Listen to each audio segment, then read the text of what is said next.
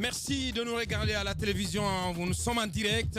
Vous nous écoutez à la radio en région sur 99.7 à Cancan, 99.7, tout court plutôt à Cancan, 99.7 à Zérékoré, à Labé, mais aussi à Boké dans tout le Kakandé. Merci de nous rejoindre un peu plus tard. On s'intéressera à vos réactions dans cette émission. Il faut le rappeler, à la une, le planning des consultations nationales relativement à une nouvelle constitution ou pas en Guinée dévoilée, censée s'étendre jusqu'au 25 courant. Ces consultations lancées le lundi avec la réception d'une délégation de la CENI se poursuivent ce jeudi. Le Premier ministre, Dr Ibrahima Kassori Fofana, est attendu à l'Assemblée nationale avant la mi-journée et il recevra ensuite les dirigeants de quelques institutions constitutionnelles au palais de la Colombe. On notera dans ce planning des consultations l'absence remarquée de plusieurs partis politiques d'opposition et d'organisation de la société civile, pas l'ombre du PEDN, du Bloc libéral, du PADES ou encore de la PQT, du Balai citoyen ou de la MAOG. On en parle dans cette émission avec quelques réactions à suivre dans la deuxième partie de cette émission. Un cas de viol incestueux, innommable, ça s'est passé ici à Conakry, au quartier équipé plus précisément. Mohamed Kaba, opérateur culturel ayant pignon sur rue, est accusé d'avoir abusé de sa propre fillette de 5 ans suite à un examen médico-légal effectué sur la petite fille. La thèse d'un viol par attouchement et par léchage, donc je cite, a été accréditée. L'affaire instruite par la brigade de recherche de Kipé a été transférée à la justice devant le tribunal de première instance de Dixine avant que le mis en cause qui menaçait sa propre famille ne soit mis aux arrêts. Comment tout cela est-il arrivé? Comment cette famille vit cette situation? À suivre le témoignage de Madame Kaba, épouse de mise en cause, mère de la fillette de 5 ans, donc victime de ce cas de viol. Professeur Hassan Ba plutôt, il est médecin légiste, vous allez l'entendre également dans cette émission. Tamba, on va s'intéresser au budget cette fois-ci, budget 2020, les grandes orientations du Premier ministre. J'ai envie de dire que les annonces peuvent être très très bonnes dès le départ, mais toujours dans la pratique, en ce qui concerne l'État guinéen, il y a toujours des situations où l'on vient à se dire mais on aurait pu faire mieux.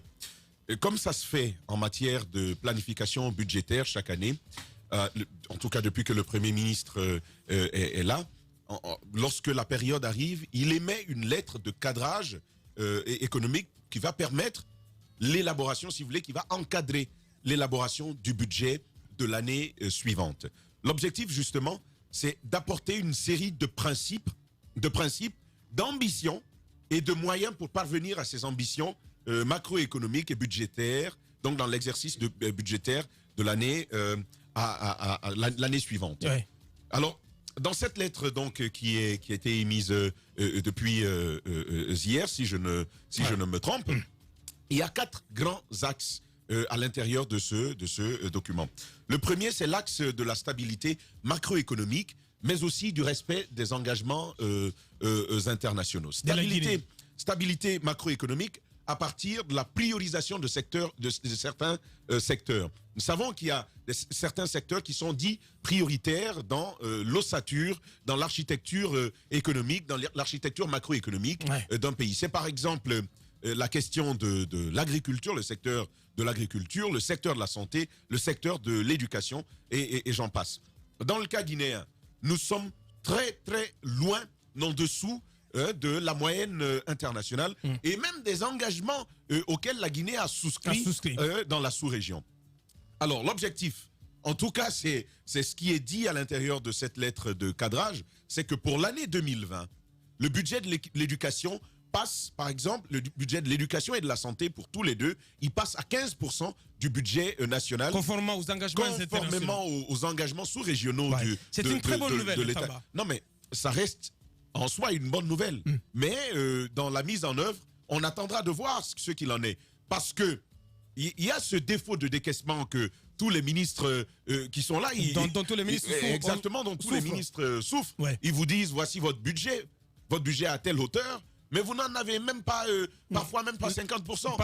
Pas la moitié. Alors vous vous organisez à fonctionner comment? Il y a donc toute cette série d'engagements qu'il faut prendre en compte.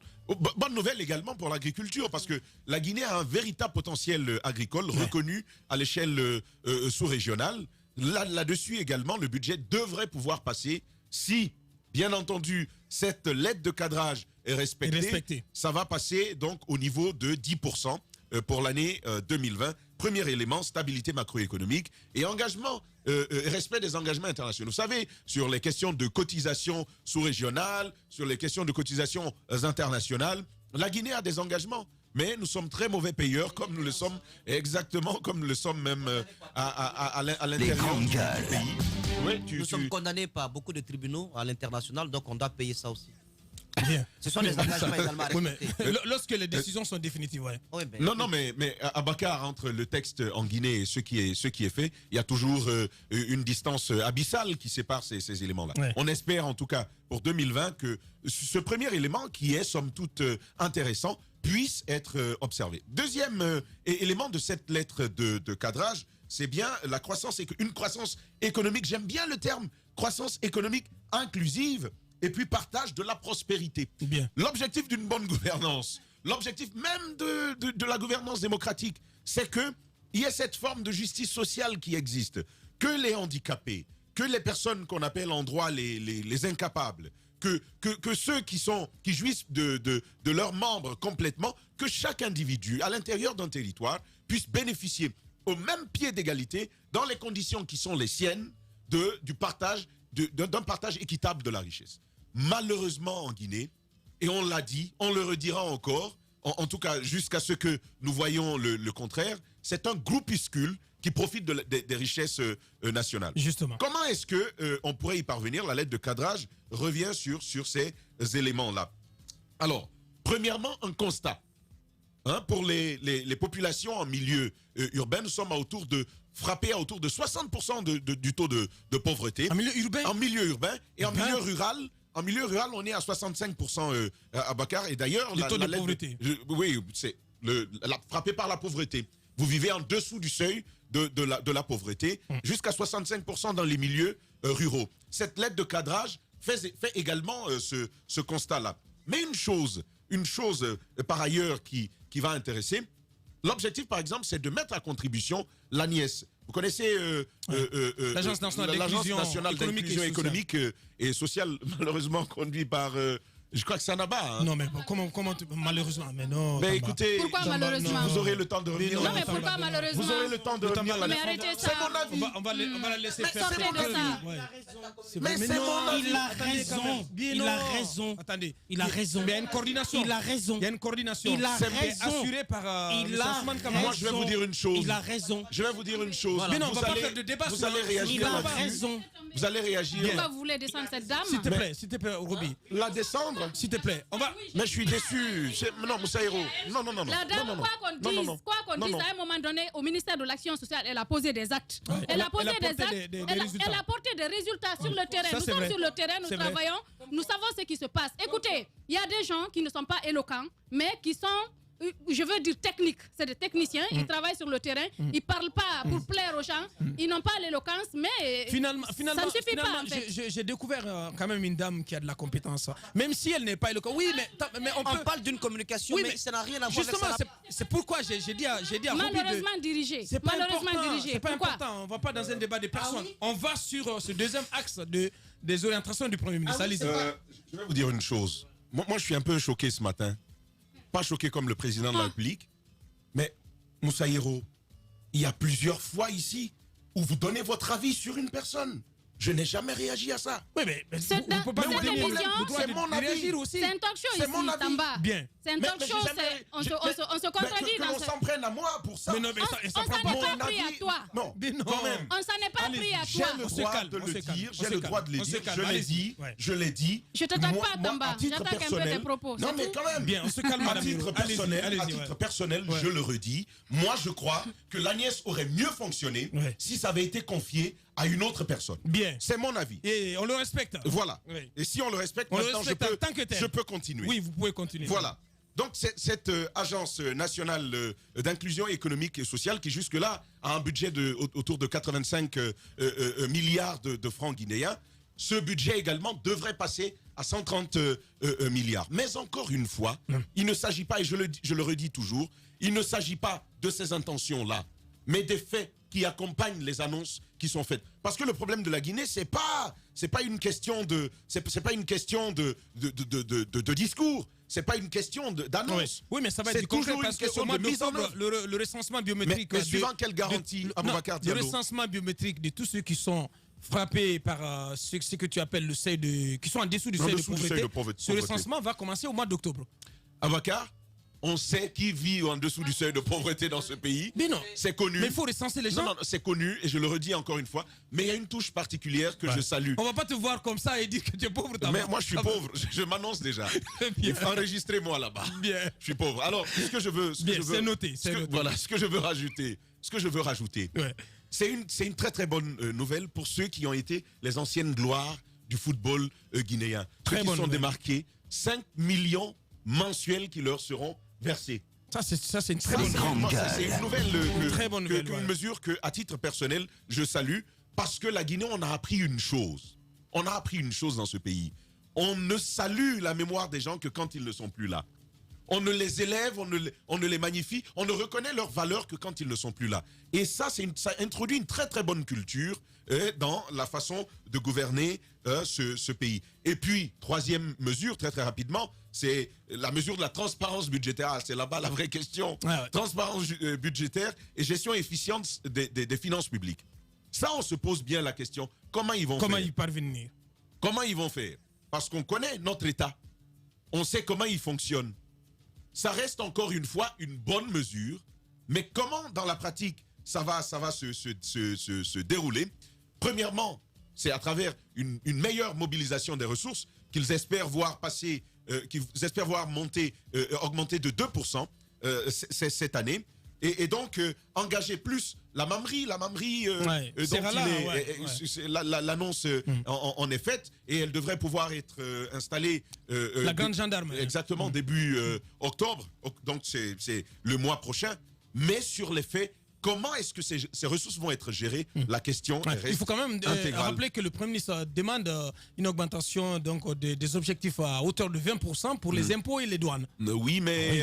On attend, c'est de l'effort. On attend de voir ce qu'il en est parce que la moyenne sous-régionale est de 18%. Mais en revenant donc pour terminer, le dernier élément sur lequel tous les matins nous sommes, pour lequel des journalistes sont pris, ils sont emprisonnés, pour lequel tous ceux qui ouvrent la bouche ont des soucis, pour lequel malheureusement même sur la question de la Constitution, les opposants n'ont pas toute la latitude, toute la liberté de parole sur certains canaux. On voit bien ce qu'il en est. Les mobilisations empêchées, c'est bien le renforcement de l'état de droit. Ça reste une véritable problématique. Je vais te dire une chose. Vous auriez toutes les richesses du monde. Si vous n'avez pas la liberté de penser et de dire ce que vous avez imaginé, ce que vous pensez, moi je dis, ça ne sert à rien. Bien, allez-y. Mais ce que vous n'avez pas rappelé, c'est qu'il y aura comme toujours les 20% une réduction de 20% de toutes les dépenses de fonctionnement. Oui, tout ça c'est bien. Les réductions des dépenses de fonctionnement, les augmentations des investissements sur le terrain, etc., les recommandations du Premier ministre, la NIES, tout ça c'est bien. Mais il n'y a pas le garde-fou. Le garde-fou sur l'utilisation de ces fonds n'est pas là. Moi, je suis tout à fait content que le Premier ministre ait pris des mesures comme ça, mais qu'est-ce qui nous garantit sur le terrain que ces fonds totalement vont aller à destination ? Quand on sait que la lutte contre la corruption est quand même encore difficile à ce niveau-là, c'est là où le Premier ministre devait vraiment avoir de la poigne. C'est là où il devait engager toute son énergie pour que la lutte contre la corruption soit vraiment son cheval de bataille. Parce que sinon, les résultats sur le terrain ne seront pas visibles. Les augmentations du budget au niveau de l'agriculture, au niveau de l'éducation, au niveau de la santé, c'est bien. Parce qu'on a besoin de plus d'écoles, on a besoin de plus d'hôpitaux, on a besoin de plus d'infrastructures pour pousser le développement là où on veut qu'il aille. Mais si les fonds que nous avons et que nous mettons à disposition de ces ministères, de ces directions, de ces institutions, ne vont pas totalement à destination, parce que rappelez-vous que l'utilisation de ces fonds, généralement, sur le terrain n'atteint même pas les 40%. Les 60 autres pourcents vont dans des détournements et dans les poches parfois, ils ne sont même pas mobilisés. Parfois, les fonds totalement ne vont même pas sur le terrain. Bien. Donc, pour moi, c'est encore des effets d'annonce. On entend bien ça sonne bien, ce sont des mesures concrètes. Sans oublier, Roby, laisse-moi rappeler ça, qu'il y aura le budget de la défense et de la sécurité. Ces deux budgets vont augmenter à une proportion importante parce qu'on est en année électorale. Oui, mais déjà que le budget qui est alloué à la défense et à la sécurité, c'est un budget complètement opaque. Personne ne connaît réellement la gestion de ce budget-là de la défense. De la défense. Oh, ouais, mais vous connaissez le montant, mais vous connaissez l'utilisation. Je parle de cette utilisation-là. Ouais. Alors, c'est justement cela. Mais Moussa Moïse a eu des chiens dents avec l'armée il n'y a pas longtemps, justement parce qu'il s'est intéressé, il a fourré son nez dans cette situation-là. Ben moi, je peux le faire, de toutes les façons. Moi, de toutes les façons, je peux le faire. Donc, ce qu'il faut dire, c'est quoi? Il ne faut pas avoir peur d'eux non plus. C'est pas des monstres. On va bien fouiller dans l'utilisation de ces fonds-là. Attention, Roby. Non, écoutez, ça glisse pas. Ça glisse pas. Il faut qu'on soit clair. Comme toutes les autres. Ça sent pas aussi mauvais. On peut mettre notre nez dedans. Ça, c'est une parenthèse. Ce que je veux dire, laissez-moi aller dans mes idées pour être beaucoup plus cohérent. On va pas te laisser aller dans le mur quand même. Non, je vais pas dans le mur. Ce que je veux dire, c'est que le Premier ministre, dans un premier temps, avant d'annoncer toutes ces mesures d'augmentation de budget, de fonds alloués au secteur de développement local et tout ça, c'est bien. Mais pour moi, dans un premier temps, il devait d'abord s'assurer que la lutte contre la corruption est effective. Bien. Et que les différents audits qui ont été menés dans différents secteurs dans notre pays soient des audits qui aillent jusqu'au bout. Et que la justice soit dite. Lorsque vous allez dire la justice dans ces audits, dans ces détournements de fonds, etc., dans ces personnes indélicates qui se sont permis ça va dissuader les prochains voleurs. Comme ça, l'argent que vous allez mettre à disposition, cet argent-là, au moins, il ne serait-ce que, va être utilisé à 80%. Merci. Parce que de toutes les façons, on ne peut pas les empêcher de voler un peu. Merci, Roby. Très belle analyse. Allez-y, Moussa. À mon avis, ce qui va déterminer la réussite de toutes ces annonces, c'est la stabilité politique et sociale. Je suis d'accord. Je pense que c'est le déterminant. Que l'horizon politique est incertain. C'est le déterminant de tout cela. Ce sont de belles annonces. J'avoue que ça fait un tout petit peu rêver. Eh bien, ça donne un peu à réfléchir aussi. Et si on avait commencé ça un peu tôt, nous sommes à la fin du film. Est-ce qu'on peut tout mettre en œuvre maintenant? Oui, nous sommes à la fin du film. Voilà. Donc, alors, le déterminant... Donc, c'est un réveil tardif. Mais on aurait pu, si on commençait ça à tôt et qu'on mettait cela en application, je pense que ça aurait pu être fait. Ensuite, non mais l'application, oui, mais c'est pas, mais les résultats, vous sentez que ça balbutie un tout petit peu sur le terrain. Je pense qu'il faut miser beaucoup plus sur la stabilité politique et sociale, permettre à ce qu'il n'y ait pas d'agitation sur l'échiquier politique national. Créer les conditions de transparence. Créer les conditions de transparence pour les différentes échéances électorales à venir. Permettre à ce que les différents acteurs politiques puissent être sereinement associés à tout le processus électoral. Parce que c'est là où il y a le nerf de... Je suis d'accord, Moussa. Tout dépend de l'environnement politique, du climat politique. Donc, vous le faites ainsi. Le chef de l'État est à Washington, il est aux États-Unis. C'est une offensive économique également. Il a réussi, il ambitionne par exemple de permettre l'exportation des produits agricoles guinéens vers le pays de l'oncle Sam. Mais malgré toutes ces ambitions économiques, mais il faut être éligible au Millennium Challenge. Oui, d'accord, mais malgré... C'est qu'il n'oublie pas. Malgré, vous voyez bien que malgré toutes ces ambitions économiques, on ne s'empêche pas du côté du pays de l'oncle Sam de lui poser des questions liées à la gouvernance, de lui poser des questions liées aux élections, de lui poser des questions liées à cette histoire de troisième machin. Je pense qu'il faudrait que le gouvernement mise là-dessus, la stabilité politique et sociale d'abord. Ensuite, il faudrait beaucoup plus miser aussi sur les investissements. Quand je dis investissement, je ne parle pas du changement des mobiliers. Parce que c'est tout ce qu'on change quand on parle d'investissement. Changer la chaise, changer la moquette, changer ceci. Il y a un nouveau ministre. C'est cela les seuls investissements que nous faisons. C'est pas normal. Merci. Allez-y, Madame Hiro. Non, mais moi j'aime bien l'expression partage de prospérité. Parce que normalement, ça devrait toucher tout le monde. Mais à partir du moment où... Il suffit de voir, par exemple, quand un ministre est nommé, 2 ou 3 mois après, ce qui se passe. Ce qui se passe. il y a un cas que je suis en train de suivre. C'est juste incroyable ce qui se passe le plus. Vous vous demandez où est-ce qu'ils prennent les fonds, parce que ce n'est pas dans leur salaire. Ils rénovent complètement leur maison. Il y en a qui abattent complètement le domicile et qui le refont carrément. Ou bien des gens qui travaillent dans des institutions de la République qui vous sortent un R+5. Ils prennent l'argent là où?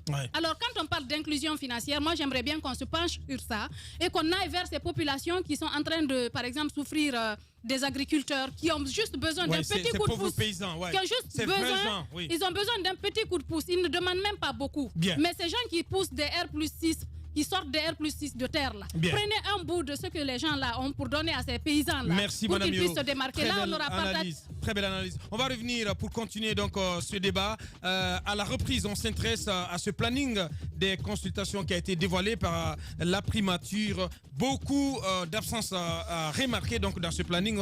On va en débattre avec quelques réactions, notamment à venir du côté de la PQ. On signale que l'agrément de la PQ devrait expirer. On va essayer de vérifier tout cela avec M. Abdourahmane Sano, le PDN aussi, qui n'est pas invité à la table.